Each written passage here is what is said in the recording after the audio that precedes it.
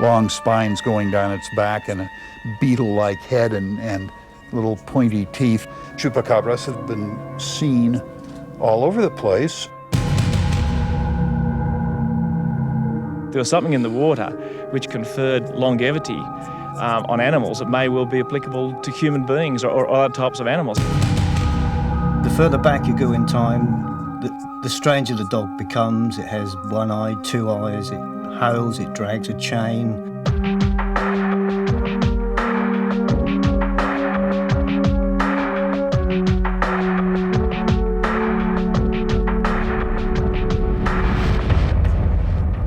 Have some Australian cattle found a magical elixir of life? And just what are the phantom black dogs of Britain? Animal X uncovers the weird world of animal mystery.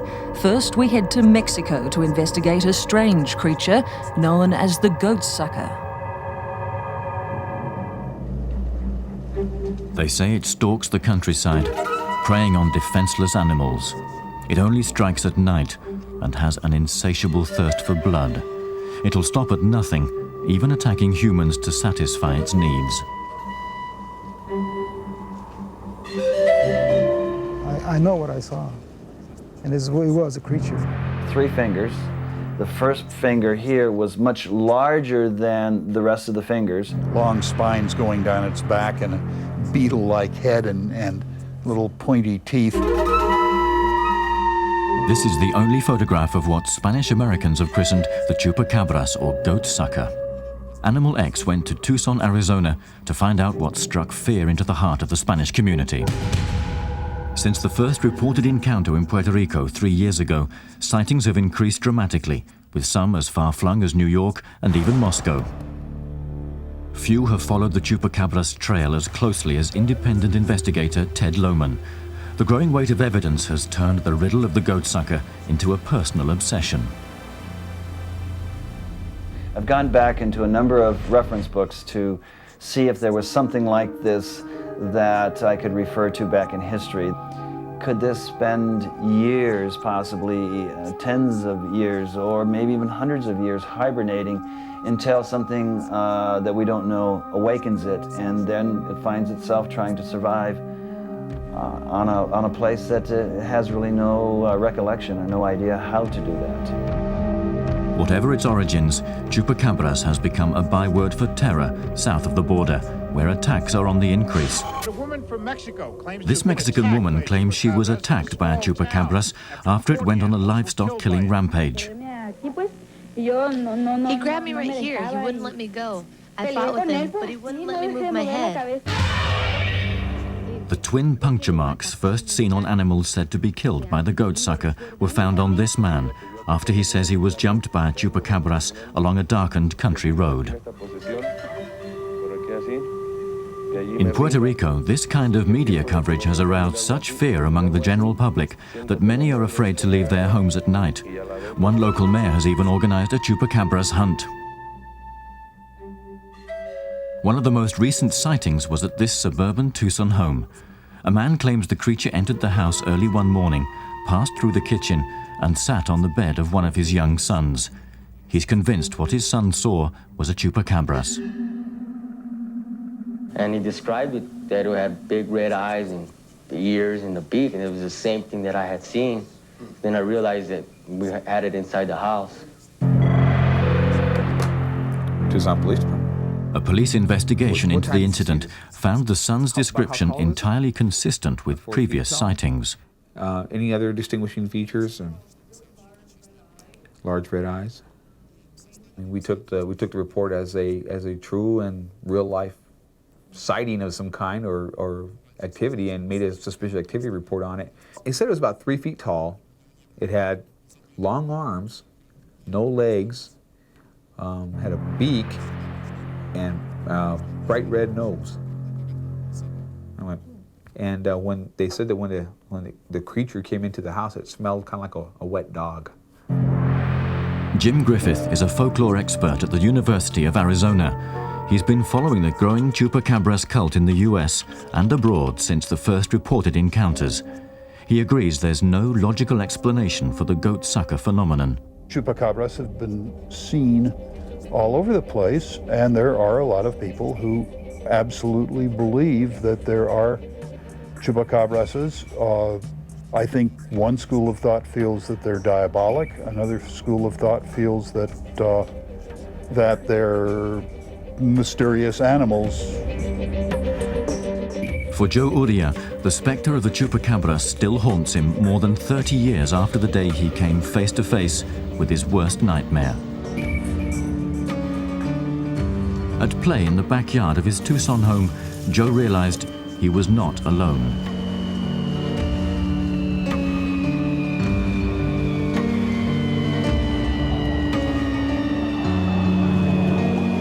I felt something looking at me. I turned around, saw this creature's head. First thing that ran into my mind was to go ahead and, Joe, you better run. And I did. And as I did, I kept looking at the creature. First thing that I saw was his eyes, and then its head. And I noticed it didn't have any ears. And it looked like it was neither real tall or it was standing. And anyways, as it looked at me like a very, I don't know, like it wanted me to come over to him, like it seemed like he was the predator, I was the victim. With the US media jumping on the bloodsucker bandwagon, there's more speculation than ever over the existence of the Chupacabras. Eyewitness accounts continue to pour in from around the globe, but is it anything more than the product of mass hysteria? Experts believe that the growing number of sightings makes the mystery of the Chupacabras impossible to ignore. There has to be a reason behind the phenomena. I don't think that there is enough investigation on this animal yet to compile enough information to find out exactly where it comes from, where it lives, what's its purpose. Maybe in the future, if something is trapped or captured, then we'll be able to know.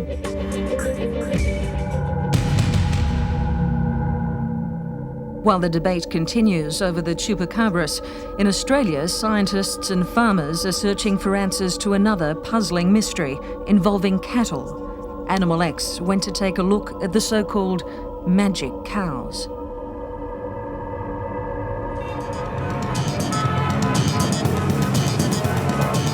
Imagine if we could all live to the ripe old age of 150. Bear children into our 60s and 70s, have twins, triplets, even quads. Now in Australia, discovering that magic elixir could be closer than we think, and the clues are coming from the most unlikely source.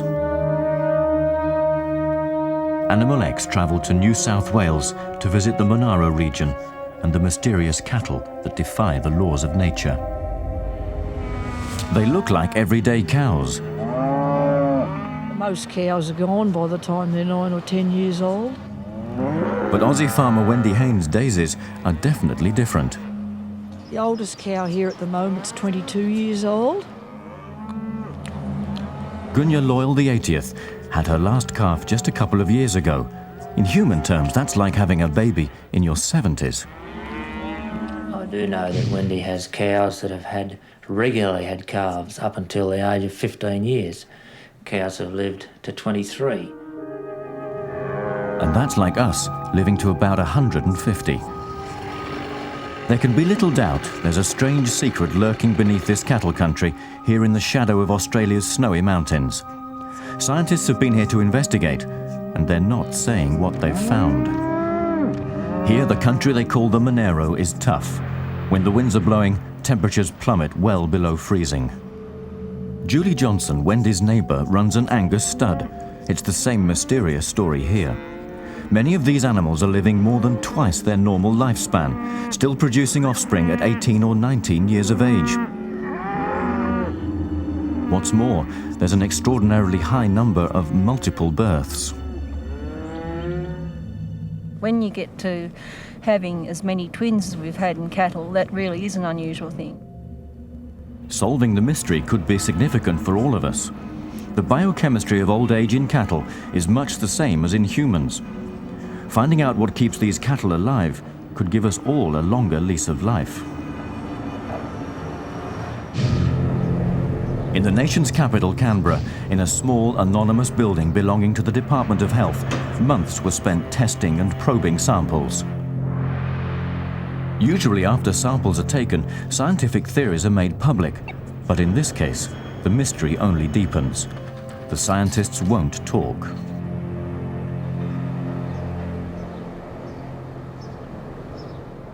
I think they're keeping things pretty quiet. One of the most plausible explanations floating around seems to be in the water. All of Wendy's stock are fed from spring water, which come from some deep down in the ground. The water table is getting lower, and whether that's a factor or not, I don't know. Millions of years ago, volcanic eruptions covered this area with basalt, lava rocks rich in minerals. Local springs contain a chemical cocktail of calcium, magnesium, iron, sodium and potassium. All our water supply on the place is from underground springs. They've served generations of long-living sheep and cattle, but not local families. They've tried to run it into their homesteads, but the water is so loaded with minerals, it destroys the pumps and the pipes. If the water is the key, the scientists aren't letting on. There was something in the water which conferred longevity on animals that may well be applicable to human beings or other types of animals. But if the cows have discovered a magical elixir of life, they're not alone. Wendy and Julie also run sheep on their Monaro properties. It seems that they too are also living long and fertile lives, and some of these ewes are 17 years old. When and if the scientists release their results, we may finally discover the magic of the Monaro and maybe, just maybe, the elusive secret to a long and healthy life.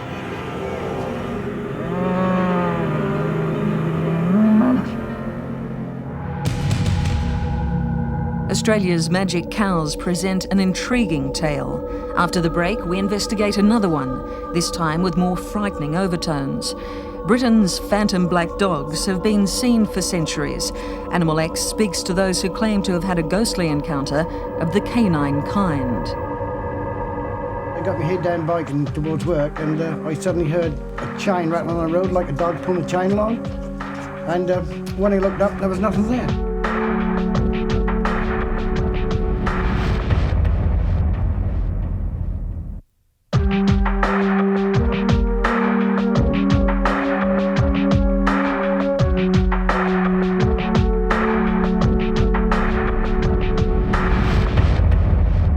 Welcome back to Animal X.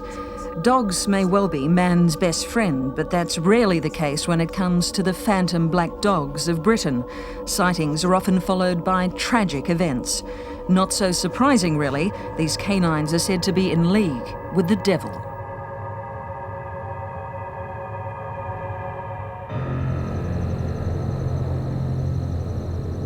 For some, they're protective creatures. For others, an omen of death.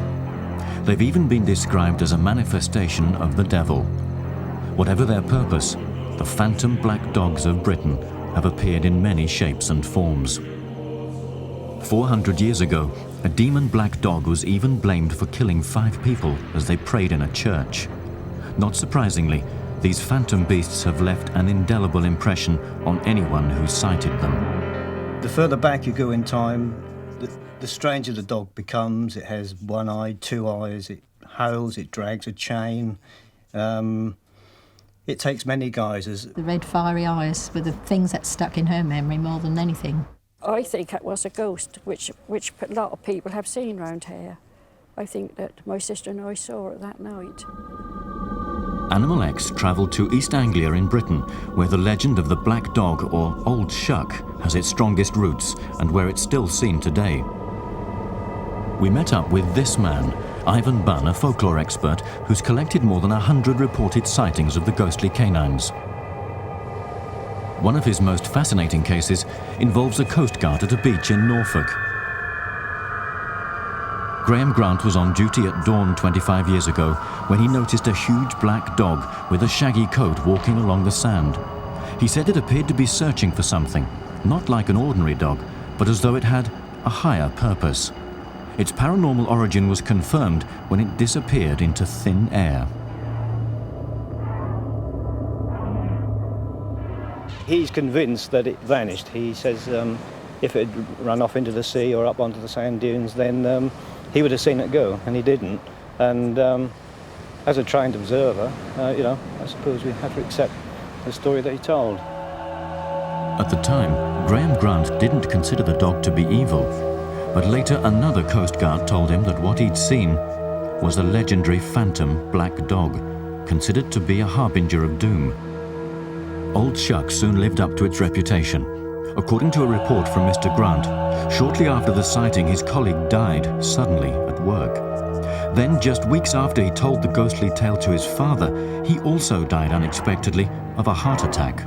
There's a very old tradition that should you see what you think is a phantom black dog, then you should never tell anybody for a year and a day.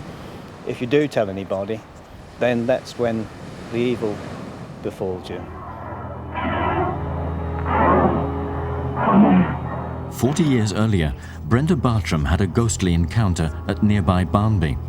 She was walking to the post office with her sister at night when she suddenly saw a dog in the moonlight.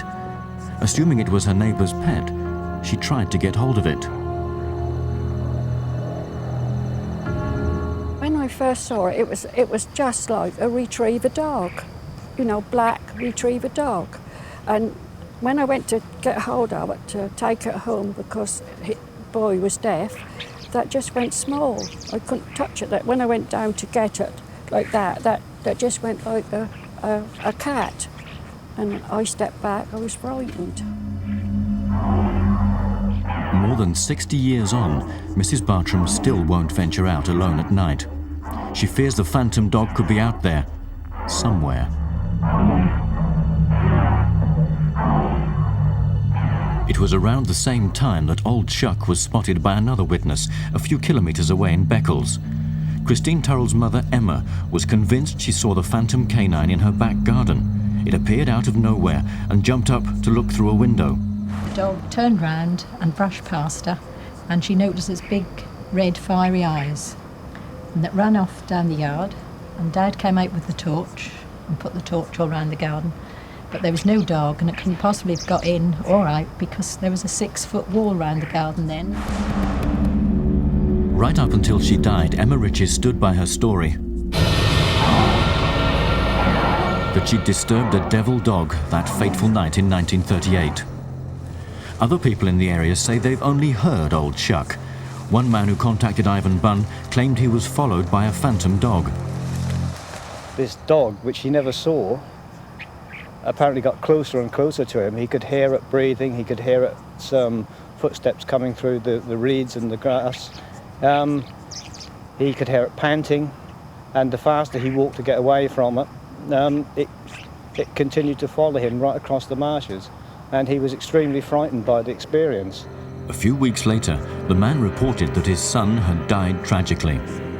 Had the presence of Old Shuck been an omen, a foreteller of disaster?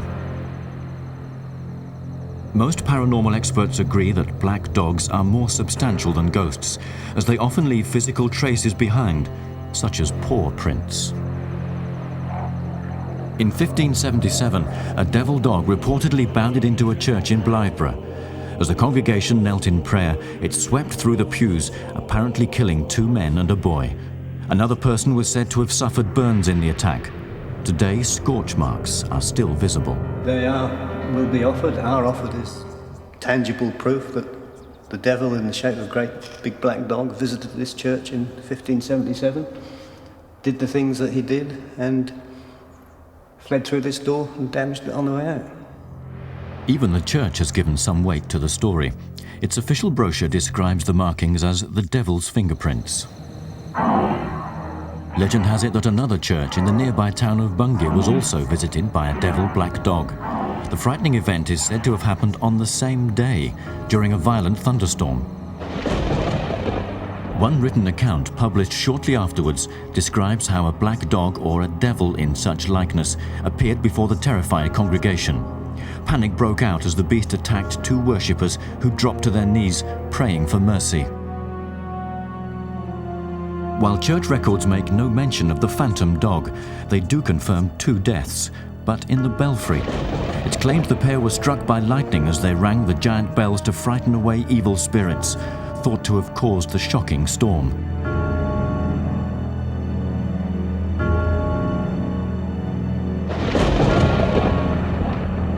Demon dog or nature's fury?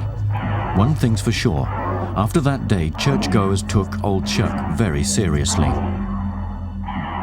There were certainly prevalent notions about the black dog as a very evil figure, and so presumably if anything tragic or disastrous happened in their lives, they might associate that with a sort of black dog figure.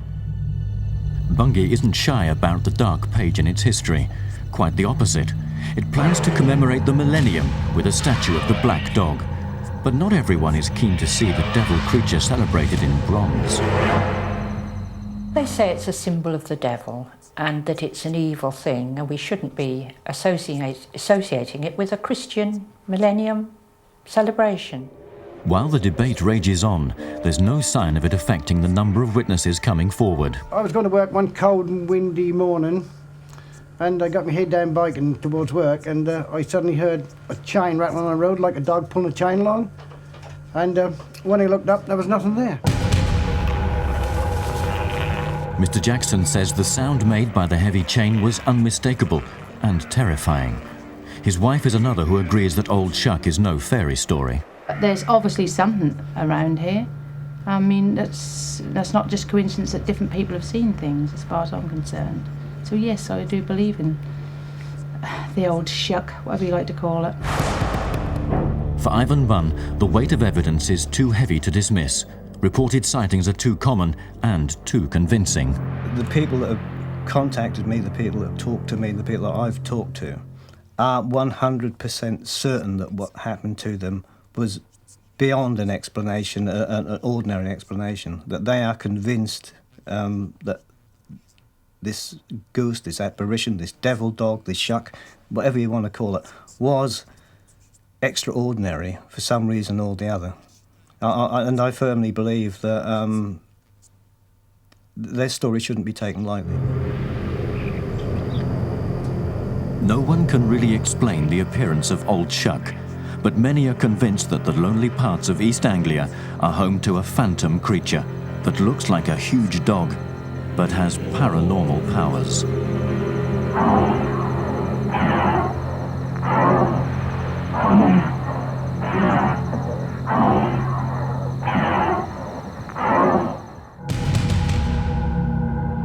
It's said there are stranger things in heaven and earth than we can think of. There has to be a reason behind the phenomenon.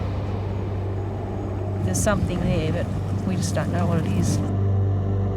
You've just seen some of them on Animal X.